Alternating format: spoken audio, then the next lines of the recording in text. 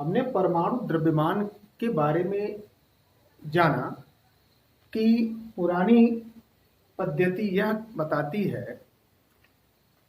कि परमाणु हाइड्रोजन परमाणु को सबसे हल्का होने के कारण उसे स्वेच्छा से एक द्रव्यमान माना गया और इसी के सापेक्ष बाकी जितने भी परमाणु थे उनका परमाणु द्रव्यमान निकाला गया।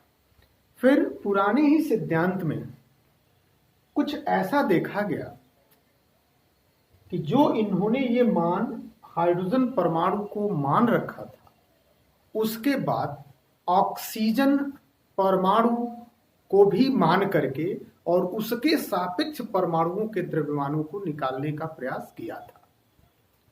अब यहाँ पे आपके दिमाग में एक बात आनी चाहिए कि फिर ये नई या वर्तमान पद्धति की आवश्यकता क्यों पड़ी, जब इस पर वो आधारित करके परमाणु द्रव्यमान को निकाला जा रहा था। तो बच्चों, पुरानी पद्धति के अनुसार जो भी इन लोगों ने, वैज्ञानिकों ने हाइड्रोजन का परमाणु द्रव्यमान एक मान करके उसके सापेक्ष अन्य परमाणुओं को परमाणु द्रव्यमान जो निकाल रहे थे या जो मान आ रहे थे, उसमें कुछ मान भिन्न हो जा रहे थे, माने कुछ मान में अंतर भी आ जा रहा था, जिससे उन्हें काफी कठिनाई भी हो रही थी। इसके लिए उन्होंने ऑक्सीजन परमाणु के परमाणु द्रव्यमान को माना, 16 मान करके उसके परमाणु द्रव्यमान को ऑक्सीजन 16 मान करके इसके सापेक्ष भी निकालने का प्रयास किया। फिर भी बहुत सारे तत्वों में वो इधर उधर मान प्राप्त हो रहे थे। ठीक है, तो 19वीं शताब्दी में ही 1961 में, जो कि वर्तमान पद्धति भी है, वैज्ञानिकों के पास मास स्पेक्ट्रोस्कोपी नामक उपकरण, यानी कि जिसे हम लोग स्पेक्ट्रम मिति भी कहेंगे, द्रव्यमान स्पेक्ट्रम मिति भी कहते हैं, की खोज हुई और वह एग्जैक्ट लगभग परमाणु के द्रव्यमान को माप देता था। ठीक है, अब वो जो स्वीकृति हुई 1961 में, उस समय परमाणु द्रव्यमानों को कार्बन 12 मानक पर आधारित किया गया। अब आपके दिमाग में ये फिर हाइड्रोजन के बाद कार्बन 12 क्यों आना चाहिए?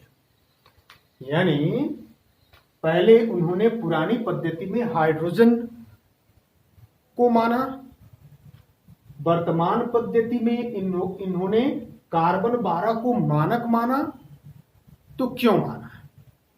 तो बच्चों, कार्बन 12 को इन्होंने इसलिए मानक माना क्योंकि कार्बन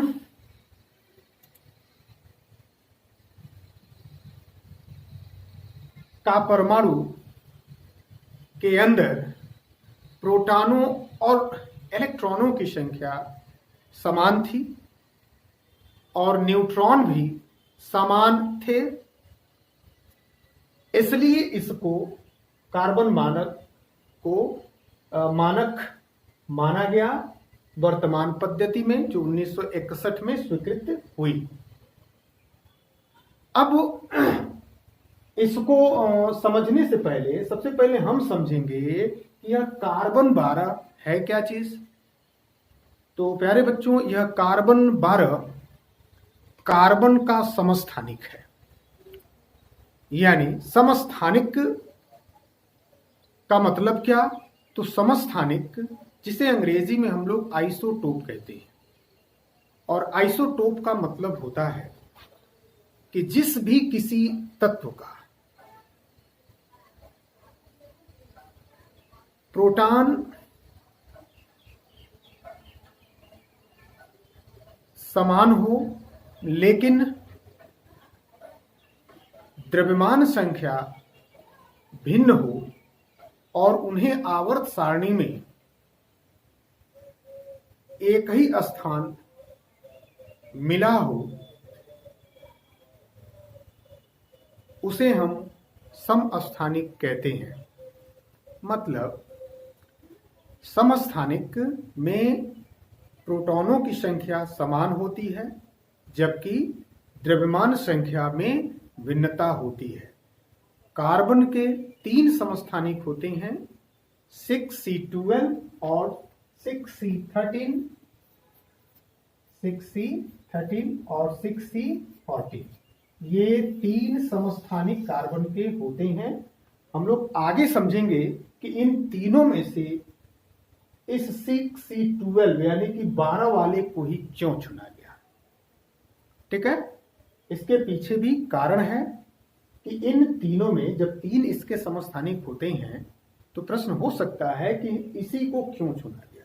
तो आगे हम लोग इसी लेक्चर में आगे जानेंगे कि आखिर इसको ही वैज्ञानिकों ने क्यों चुना। ठीक है, तो अभी मैंने बताया कि जो वर्तमान पद्धति है 1961 में स्वीकृत की गई और वर्तमान पद्धति कार्बन 12 मानक पर आधारित है और यह कार्बन 12 जो कि कार्बन का एक समस्थानिक है। ठीक है, चलिए देखते हैं कि वर्तमान पद्धति में कार्बन 12 को मानक मान करके कैसे इसके परमाणु द्रव्यमान को बताया गया। चलिए देखते हैं। तो पहली लाइन में हमने आपको समझाया कि परमाणु द्रव्यमानों की वर्तमान पद्धति कार्बन 12 मानक पर आधारित है। ठीक है, पुरानी पद्धति में हाइड्रोजन पर आधारित था लेकिन वर्तमान पद्धति में कार्बन 12 पर आधारित है। ठीक है, अब ये कार्बन 12 क्या है, तो कार्बन का एक समस्थानिक है।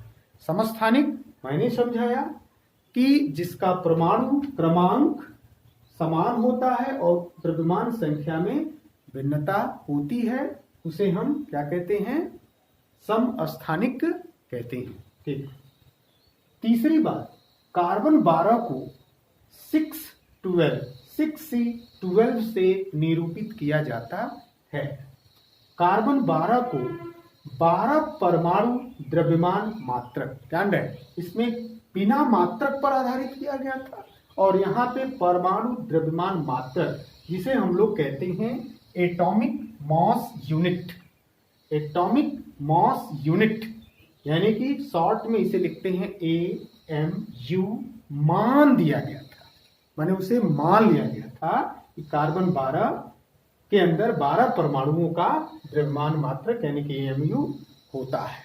ठीक है, अब अगली लाइन में बाकी माने इसके अतिरिक्त, कार्बन के अतिरिक्त जितने भी तत्व थे यानी कि इसके अतिरिक्त सभी तत्वों के परमाणुओं के द्रव्यमान इसे मान करके, इसे माने कार्बन 12 को मान करके मानक मानकर इसके सापेक्ष दिए जाते हैं। इसके सापेक्ष माने इसके आसपास।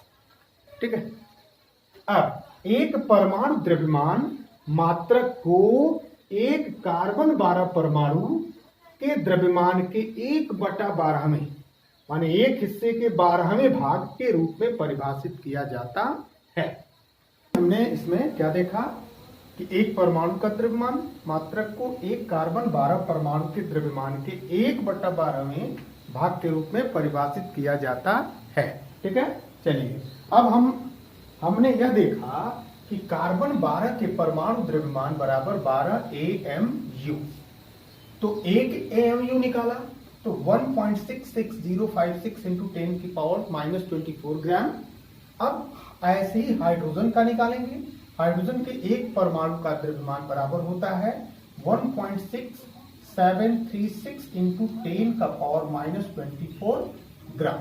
अतः अब हम क्या करेंगे, AMU के पदों में, अतः AMU के पदों में, AMU के पदों में हाइड्रोजन परमाणु का द्रव्यमान देखेंगे। हाइड्रोजन परमाणु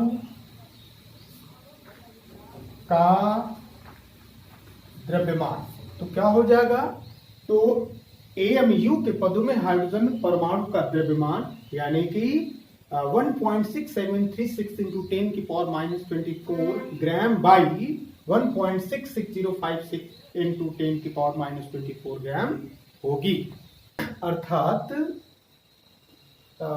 AMU के पदों में हाइड्रोजन परमाणु का द्रव्यमान बराबर 1.6736 इंटू 10⁻⁻24 ग्राम बाई 1.66056 इंटू 10⁻⁻24 ग्राम। अब क्या करेंगे, इस ग्राम से ग्राम को काट दो, 10⁻⁻24 को इससे काट दो, तो अब हमें क्या देखने को मिलेगा, ये इससे इसका हम भाग देंगे तो तकरीबन 1.0078 U आएगा। ठीक है, जिसे हम लोग क्या कह सकते हैं, 1.0080 U कहेंगे। मतलब AMU के पदों में हाइड्रोजन परमाणु का द्रव्यमान कितना होगा, 1.0080 U। अब U क्यों लिख रहे हैं, चलिए देखते हैं। U, ठीक है, चलिए देखते हैं U क्यों लिखा गया। अब ठीक इसी तरह हम ऑक्सीजन के परमाणु द्रव्यमान को भी देख लेंगे, तो यहाँ पॉइंट बना लीजिए। ठीक इसी प्रकार ऑक्सीजन 16 यानी कि इसका प्रतीक क्या होगा, O16 परमाणु का द्रव्यमान 15.995 AMU होगा। ध्यान रखिएगा, पॉइंट के बाद भी जो हम लिख रहे हैं इसका विशेष महत्व है, इस पर भी हम लोग चर्चा करेंगे। AMU होगा। अब आजकल अभी मैंने यहां समझाया कि हम U क्यों लिख रहे हैं। ठीक है, तो देखिए आजकल AMU यानी एटॉमिक मास यूनिट के स्थान पर हम U शब्द का प्रयोग कर रहे हैं। U का प्रयोग किया जाता है, जिसे हम क्या कह रहे हैं, यूनिफाइड यानी कि एक ही में मिला हुआ, एकीकृत, यूनिफाइड मास यानी एकीकृत द्रव्यमान जिसे कहा जाता है। अब यहाँ पे एकीकृत द्रव्यमान या यूनिफाइड मास का क्या मतलब है, तो हम लोग चूंकि इसको किसके सापेक्ष देख रहे हैं, तो कार्बन 12 के सापेक्ष। तो कार्बन 12 का ये एकीकृत रूप यानी कि यूनिफाइड, उसी के आधार पर यानी एक ही में मिला हुआ मान रहे हैं या कह सकते हैं। तो हमें याद रखना होगा कि AMU के स्थान पर हमें U का प्रयोग करना है। ठीक है, फिर अब शुरू में मैंने बताया, जब हम पुरानी पद्धति और वर्तमान पद्धति की चर्चा कर रहे थे, पुरानी पद्धति को हमने समझा कि पुरानी पद्धति में परमाणु द्रव्यमान हाइड्रोजन के द्रव्यमान को मान करके उसके सापेक्ष देखा गया। ठीक है, उस समय कोई भी हमारे पास टेक्निक्स या इंस्ट्रूमेंट्स कह ले, उपकरण कह ले, क्या नहीं थे। लेकिन वर्तमान में एक टेक्निक्स उपकरण उपलब्ध है।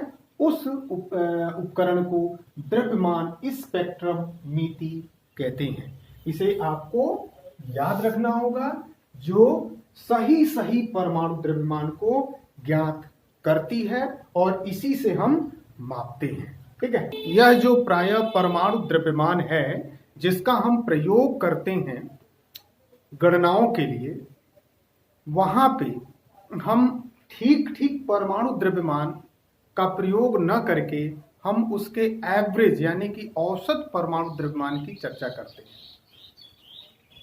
समझ में आया?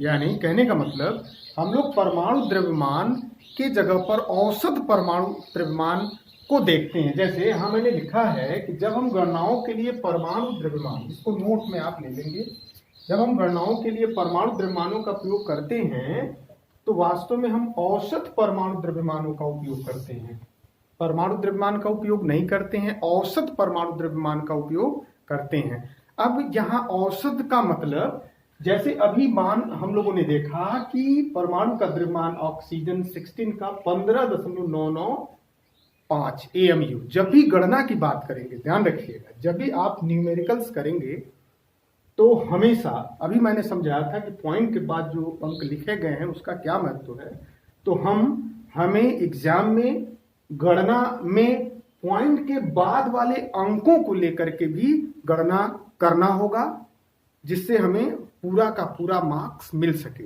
यदि हम इसको 8 to 16 करके हम लोग प्राय करते हैं, जिससे कि हमारा मार्क्स कुछ कम हो जाता है, 1-2 नंबर कट जाता है। तो हमें प्राय इस बात का ध्यान रखना होगा कि जब हम गणना करते हैं, परमाणु द्रव्यमानों का प्रयोग करते हैं गणनाओं में, तो वहां पे औसत परमाणु द्रव्यमानों का हमें उपयोग करना चाहिए। अब इसके लिए आपको बहुत ज्यादा उलझन नहीं लेना है, यह चीजें कुछ तो आप याद रखोगे और कुछ यदि पीरियोडिक टेबल से आप देख सकते हो या प्राप्त कर सकते हो। जैसे मैं दिखा रहा हूं, पीरियोडिक टेबल को मैं दिखा रहा हूं, मेरे हाथ में एक चार्ट है, यहाँ पे आप ध्यान से देखिएगा, जूम करके देखने का प्रयास करिएगा कि जिस किसी का भी, जैसे मान लीजिए जिस किसी का भी हम परमाणु द्रव्यमान के द्वारा हमें गणना में यूज करना है, किसी भी यदि परमाणु के द्रव्यमान का, किसी भी तत्व का के परमाणु द्रव्यमान का गणना में यूज करना है, तो हम उसका औसत परमाणु द्रव्यमान का प्रयोग करेंगे। जैसे देखिए ऑक्सीजन यहाँ दिख रहा है O, अब देखिए O, ये इसका 8 क्रमांक है, ठीक है। अब ये जो ऊपर लिखा हुआ है 15.999, ध्यान दीजिएगा 15.999, ये AMU में है, ठीक है ना। इसी का प्राय हम प्रयोग करते हैं। यहाँ हमने यहाँ लिख भी रखा है, ठीक है, AMU होगा। ठीक वैसे ही किसी भी एलिमेंट्स का देखेंगे, इसके कोने पर कार्बन का देखिए यहाँ लिखा हुआ 12.011, देखिए बोरॉन का लिखा हुआ है 10.811, एल्यूमिनियम का यहाँ लिखा हुआ है, सिलिकॉन का यहाँ लिखा हुआ है, फास्फोरस का यहाँ लिखा हुआ है।